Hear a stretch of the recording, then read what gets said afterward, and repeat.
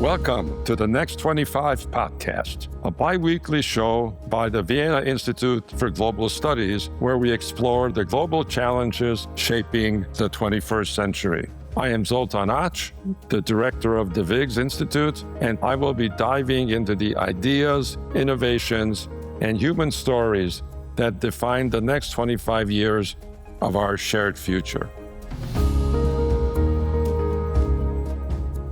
My guest today is an ambassador who has helped shape the world for the last 40 years. Yakov, welcome to the show. Last night, as I was sitting watching the news, it was a historic event. The Sharm el-Sheikh Peace Summit 25 saw world leaders sign up for peace in the Middle East. This was a profound event, I think, that saw bringing together world leaders, diplomats from many parts of the world to try to shape our future. In light of that, we would like to spend this interview today with a much broader set of issues that have started during the first Trump presidency, right? The legacy and future of the Abraham Accord. Yakov, let me ask you, first of all, before we get into the Abraham Accords, what this all means for the region, what did you feel yesterday observing this event that took place at Sharm el-Sheikh? Well, Zoltán, first of all, thank you for having me here again. Second, for us in Israel, there is an aspect that everybody was dealing with, but again, it's our aspect and not the world's aspect. It's the issue of those who have been kept as hostages. Some of them have been murdered during these 2 years since the Hamas massacre on the 7th of October 23. And to see the 20 that we knew that were still alive coming back home on their feet, enjoying this wall-to-wall support of the public in Israel, it was fascinating to see this. And when this chapter is closed, now we're waiting for getting back the corpses of 28 who were murdered by Hamas during the captivity, in this way or the other, to close this chapter in our history, start rehabilitate ourselves and start looking into the future with a more positive grasp. Of course, the event was incredible. It was incredible because we have first and foremost, an American president who breaks all known rules about diplomacy. As a matter of fact, as these guys were saying, and I must agree with them, that the most predictable or the only predictable thing with President Trump is his unpredictability. Sometimes it could be a disadvantage, but he's turned it into an advantage in recent weeks and recent months, and we've seen it only last week when Hamas gave a negative answer to the plan as was envisaged by President Trump and endorsed by the Arab world, by the entire international community. And Hamas says, if you analyze it logically, he says, no. No, it's not even yes, but. It's no. And everybody was already aggravating their positions. Oh, well, what's going to happen? And President Trump, there was somewhere in this text of Hamas's statement, there was a yes. So he grabbed this yes and said, Hamas said yes, 72 hours, we finished the deal, that's it. And what could Hamas do? Say, yes, Mr. President. And this takes something that it's a level of creativity that politicians in these days lack. And there's something which makes a difference between being a politician and a statesman. And I think, I'm not American, so I don't have to praise my president, whatever. But I think as someone who is attached to this, has a connection to it because I'm an Israeli, but try to analyze it, I think this is the place, or this is the time when President Trump turned from a politician into a statesman, because this makes the difference. So first of all, it's President Trump. Second, there is, why is this consent around the issue? I mean, you have Arab countries, you have European countries, that's obvious, but the Arab countries and some Muslim countries and so on, because there is fatigue from this conflict, okay? One thing. Second, there is the fear arises in Europe in light of what they see, the demonstrations of Muslims, Arab, Palestinians, but more than this, I mean, original European people, but mostly Muslim communities. And they understand that it might, if it didn't already get out of control in certain places. Countries are aware that there are more challenges in the world that are attracting our intentions, like the economy, like the war of tariffs that President Trump has, in a way, renewed. And they want to look in the future, they want to settle things down and to want to get rid of this conflict. And for this reason, you had this unpredictable and impossible, almost wall-to-wall support of these countries to the United States initiatives, okay? So it took Qatar and Turkey to pressure Hamas, because the problem of Hamas leadership, or what's left of them, is not that they don't live in reality. They live with us on this planet Earth, but they are actually on a different planet. They don't understand, they don't care about what happened in Gaza. So I think that's, to try and sum it up, it was one of the most successful days in our history. And we should look forward with a lot of hope, be more optimistic than we have been before, but there are a lot of hurdles on the way. So let's get back to, let's go back down and be down to earth and not have too many expectations. Thank you. So using this event of the last month that led to this really, truly amazing event, how does this impact the legacy and the future of the Abraham Accords? I think that it boosts the position of Abraham Accords. By the way, unlike what people tend to think, unlike various media reports, it wasn't broken down. In a way, it was put on hold. In other ways, it was slowed down, became more discreet, but the activity continues. Trade relations continue. You can say, or one can say, that what was affected was the development, widening, broadening it, and it's understandable. But now the prospects are really there, and they're talking about many countries to join. First of all, the country which facilitated these accords, I mean, even though they are not an official part of it, but nothing would have happened in the Gulf countries without getting its blessing, Saudi Arabia. Yeah.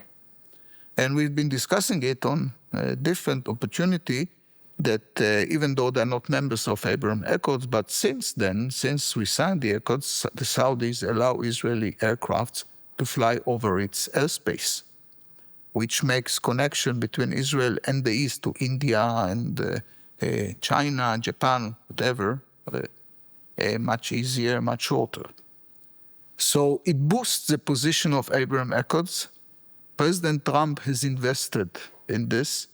And of course, this is one of the things that he would like to take on and to widen the scope of it, because again, it was already proven that this exchange of trade, relations, money, culture, it's actually the future. This connects, or not only connects among people and countries, but it creates an atmosphere of a win-win-win, a multiply win situation where everybody benefits. So what's wrong with that? It's the Middle East, both as a geographic area and as a set of countries, really important to the world economy? First of all, there are perceptions. Perceptions, they die very hard. Second, yes, it is because the Middle East is one of the main sources of energy, fossil energy. And as long as you need energy, you will need them. Okay, in recent decades, because of the global changing and warming and so on, so we have sustainable sources of energy. They constitute, especially in Europe, a bigger part in the whole bigger map of sources of energy. But at the end of the day, we will still in the foreseeable future and even beyond, we will probably need fossil energy. I mean, whether it's refined oil or gas. And therefore, the Middle East will continue to be important. This is one aspect. The second aspect, that it's a road juncture. It used to be in ancient times. And this is what I was getting at. Yeah, the Silk Road. Yeah. I mean, east and west, south and north. I mean, people tend to talk about or focus on the Silk Road between China and Europe. But what about Egypt, ancient Egypt, and Africa, moving all the way to Mesopotamia? Yeah. And the Caucasians and Europe used to go through the Middle East, and in both cases, Israel is located in the heart of it. And there are a lot of plans that have been on the planning board to have or to revive old routes or to have new routes. Leave war aside for the moment, because until 2 years ago, there is no war. Everything was, fairly quiet in the region. The problem is that globalization and the growth of population in the world has turned trade into something enormous. Only think of it that there is almost a chronic shortage of containers. Only shows you to what extent trade has grown.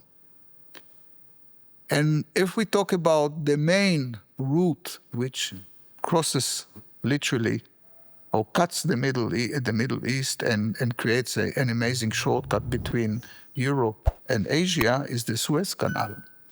Now, leave the Houthis, militias, or terrorist organization and their attacks. Leave them. Let's pretend they don't exist, okay? Suez Canal, even after it has been widened and refurbished and upgraded, still is a deadlock, almost, or bottleneck, sorry, because the demand is much bigger than the offer, the capabilities. So you need to find alternative routes. This will be aerial routes. Now, you have various track systems in the Middle East that should be improved and connected. You have roads, you have highways. It's not, you don't start from scratch. And last but not least, you have a very big and intensive chain of pipelines in the Middle East, which are not connected because of political reasons. Mm-hmm. But all it needs, and I know it from my previous long history of being a diplomat, I was once sent to be the note taker at a very interesting meeting in the mid-90s in London between the Israeli Minister of Energy and Enron, which was the concessor of the Qatari gas at the time. And they were talking about Qatar supplying gas to Israel in the 90s. And they had their own survey, and they found out that all they needed was to pave a new line of about 200-300 kilometers that will connect existing British and other pipelines, and then they could send the gas from Qatar to Israel, not LNG, but natural gas via pipelines. It never took off because of Saudi. Well, that doesn't matter now, but so you have the Middle East is literally a juncture, and it could act as a major traffic line between east and west, south and north, which is needed even in the 21st century. As we were talking before the show, you have an interest in this green transition. You have been involved in some of the global events and meetings that have dealt with this issue. What are your thoughts on this green transition, and how does the Middle East and the rest of the world interact in this drama that's being played out?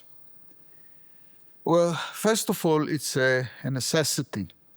Why? Because on the one hand, the population is rising on our planet, reaching the 8 billion mark.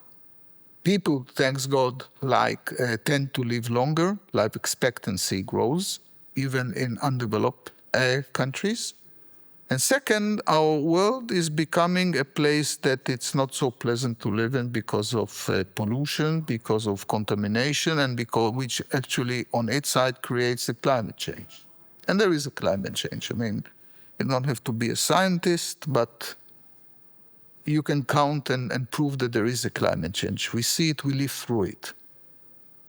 And clean energy, as it is called, clean energy, is energy that gives us what we need without polluting too much the world.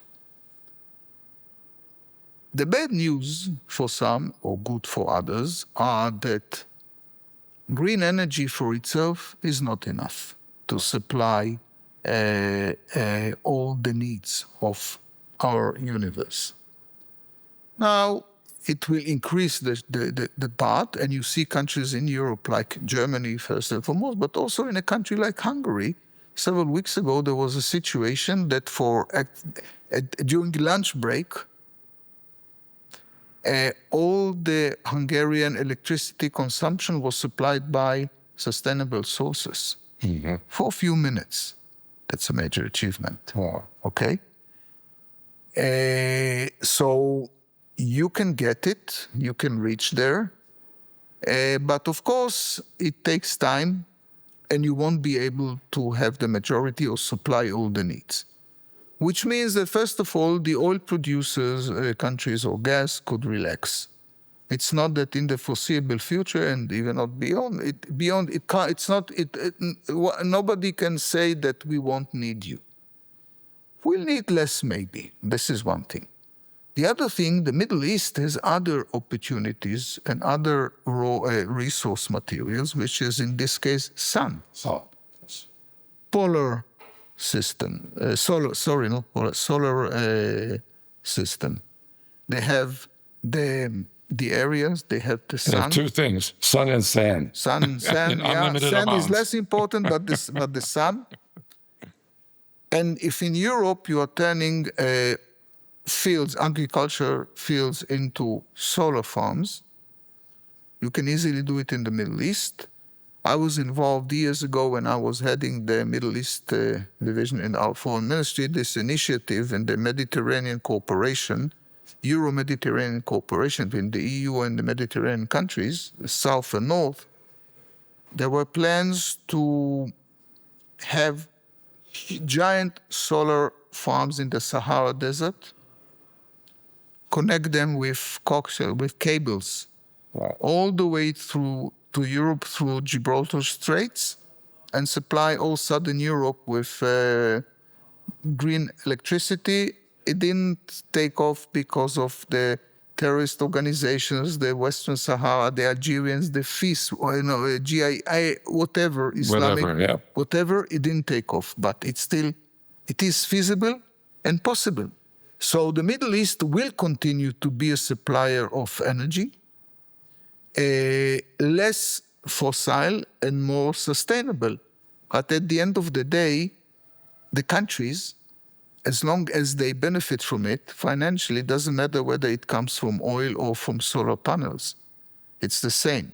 And we can make, and these are the good news, because I think that technology, that the level of development of the technology enables us to do it, not in a too high cost. But for this, we need cooperation and peace. And again, this is another reason why we are so much invested, especially the Americans, in reviving and widening the Abraham Accords, because they could be also the platform for this kind of cooperation.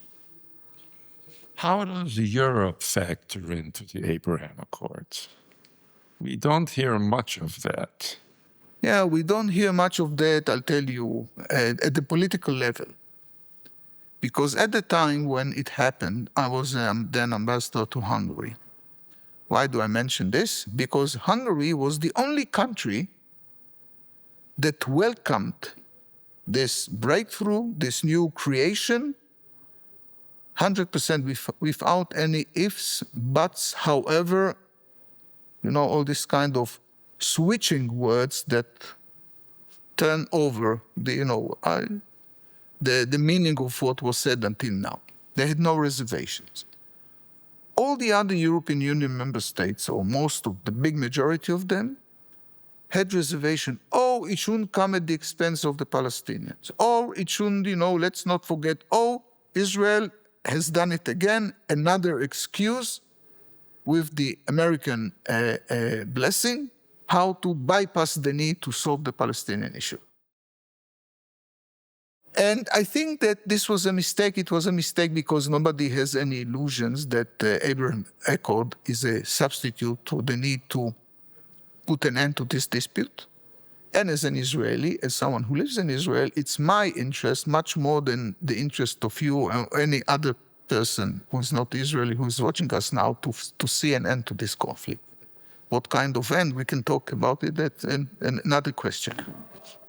But the fact that you say, oh, yes, but, this for itself was a mistake, a big mistake. Now, the Hungarians understood what is the potential, the trade potential that is in it. And Hungary tried to be very much involved, and the Emirati ambassador was cooperating with me to work through Hungary to spread the knowledge of Abraham Accords. There are so many prospects there for ordinary people. It's not something that stays at the salons, the talk shows or the 5 o'clock meetings or whatever, that push up people and so on. No. It is for everybody, and you can see it and you can feel it. The level of trade, the opportunity for small businesses, not for the giants. The giants, don't worry about them, but I'm talking about ourselves as ordinary people that would like to be successful in life. Abraham Accord is a perfect platform that enables you to do it. Now, how do you do it?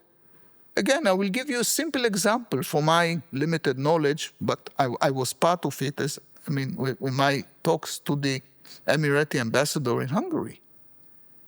The UAE is combined of 7 emirates.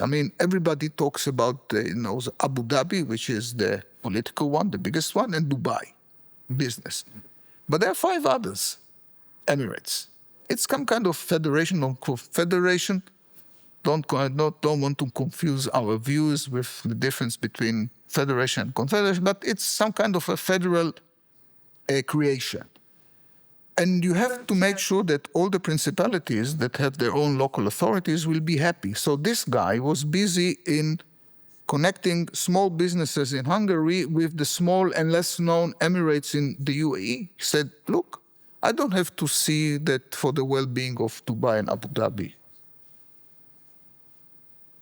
They are very well set and don't need to worry. I need to worry about Ras Sharjah and Ras Ali and all the others. And he created job opportunities for people there. And the Hungarian entrepreneurs could have a good product for a lesser price because the labor cost in the Emirates is cheaper than here. And again, it's a win-win situation. So Europe should be an integral part of it. Why? Because today we are living in the era of globalization, doesn't matter whether we like it or not. So any kind of this or any initiative of this kind has a global impact. Now, Europe is connected to the Middle East. Once they used to see the Middle East as the court, the backyard. Now people say it's even the foreyard. Yes. Yeah, but it doesn't matter. But you are connected. We are all connected. And if Europe is connected to East Asia, then Europe is connected to the Middle East. How many people of the Middle East are in Europe? We spoke about it in another context of the demonstrations, but leave it. Let's talk about tourism. Have you seen what's happening even in Central Europe in recent years when it comes to tourism from the Gulf states? Even in Hungary, you see more and more Gulf people coming there on tourism business. And you see it in Vienna also. In Vienna, and have you ever been to Zell am See during summertime? Yes, you don't believe it. I felt at home because I was stationed years ago in Qatar, and I was hovering in the Gulf because I was in charge on our relations with the Arab world. So for me, I could tell my wife, according to the haircut, which one comes from which tribe or whatever, which family even. But it's not the same Zell am See where 35 years ago, when I was stationed in this country, the whole family we learned to ski. We went to a ski schule in Zell am See, and my wife said, "Are you sure that that's the same place? It doesn't look anymore the same," because the second time we came was 3 or 4 years ago, the end of summer, and it looked completely different. It's though the whole Gulf Emirates or principalities were relocated into Zell am See. So you cannot say, what's in it for me? I'm not connected. Today, everything is connected. And another example, the opposite example. Since Abraham Accord, if you take Wizz Air, they opened their Abu Dhabi Wizz. It's another daughter company. They've established some kind of a hub. Now I think they're going, either they close it down, they're going to close it down. But so many Hungarians suddenly discovered Dubai and Abu Dhabi as a resort for Christmas time, for example. How many Hungarians that came to me and said, we've been to Abu Dhabi, we've been to Dubai. They had nothing. We met so many Israelis. I told them, but the Israelis that go there told me, we met so many Hungarians there. This is modern world, and this is what something like Abraham Accord can create when you have the will and you have the brain and how to do things. There's a couple sort of constants in the world. The dislike of Trump in Europe, for lots of reasons. Dislike even of the United States today because Europe doesn't quite understand what's happening. Do you think that the events in the Middle East this past week and yesterday will make Europe more engaged in the Abraham Accords? We saw the British Prime Minister, the French Prime Minister, the German Prime Minister, and of course, Viktor Orban. But this is sort of an interesting diplomatic, I think, question of how they will respond to this. I think that we have to separate between two things, if I may.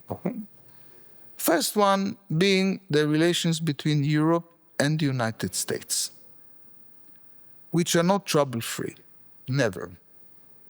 And I would like to give you, from my personal experience, an example of the same attitude, different administrations and different presidencies. I was also ambassador to the EU and NATO. And I remember the American ambassador to NATO at the time telling me that President Obama is very tough. He wants Europe to increase or to fulfill what they're obliged to, which was at the time 2% of the GDP for defense. They're not doing anything. And he said, we are fed up with all those allies of us who are only complaining, expect us to do everything. And then he started to name certain countries, which I will, of course, not repeat it here. And he was working very hard on this. President Obama said, and you must obey. Have you heard about it? Then 4 years later comes this president, Donald Trump, and he has the same position. The same position. I mean, it's a bipartisan position. Okay? But he is less diplomatic. He doesn't send his ambassadors to say in a cocktail or an official meeting with, he puts it on Twitter. puts it not even on Twitter. Or his own platform. He has this habit of insulting his guests at the Oval Office, the press conference. And he does it to no other than the German chancellor at the time. And suddenly, they all line up. Please take the money. Just leave us alone. And when I was in Brussels, I was very close friends with the American ambassador to the EU, who was an African American, friend of the Obama family. And we used to talk about the Middle East because he didn't know too much about the Middle East. I was like his lecturer on the Middle East or interpreter on the Middle East or Europe. And one day we had lunch and he complained about the Europeans because the European Parliament has refused a legislation which forces all the companies to supply a list of passengers to the US 24 hours, not later than 24 hours before the flight, so the Homeland Security Office could screen them. That's a result of the 9/11. And the European Parliament rejected that, took them on a ride. And he was very offended. He said, we risk ourselves twice to rescue these people in 50 years.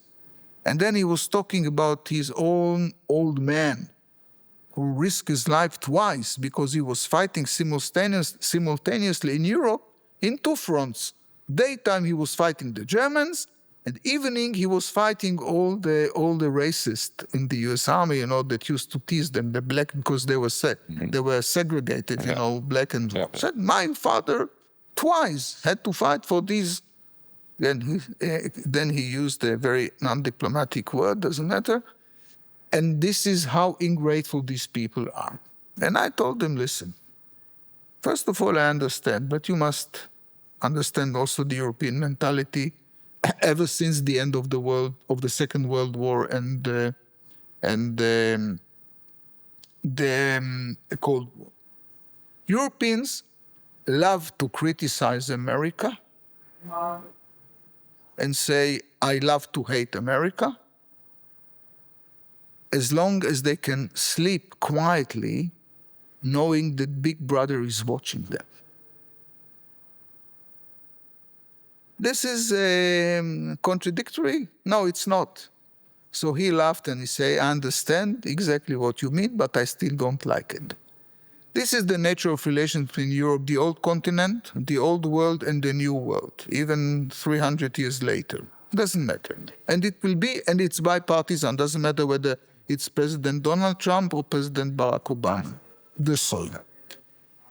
Coming to the question of Abraham Accords, and again, I hope, it depends on what's going to happen. If things are going to run smoothly, not everything will be smoothly. There's no 100% success, never, especially not in politics, especially not when you deal with a terror organization like Hamas or with its sponsor, Iran. But let's assume that it runs into the right direction and Trump will be popular for creating this kind of change. It's a human characteristic that we like to join the winners. We don't like to fight with the winners. And this is the answer. Well, Ambassador, I hope that this event that we just saw and the Abraham Accords are a positive step to helping the world get through this next 25 years. And we can look forward to a better world for our children and our grandchildren. Thank you very much. It's always good to hope. Thank you for hosting me.